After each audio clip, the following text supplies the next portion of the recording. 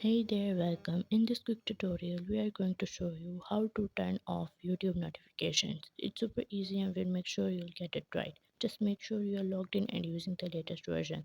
Make sure to watch the complete video and follow each step carefully to avoid forgetting anything and making mistakes. So let's get started.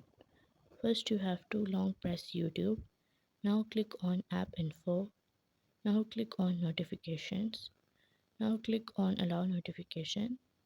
From doing this, you can turn off YouTube notification. I hope you found value in this video. If you want to grab freebies, want to explore fantastic sample offers, and want to get exclusive coupons winning at wide range of products from cutting edge gadgets to beauty essentials, then watch the video you are seeing on the end screen.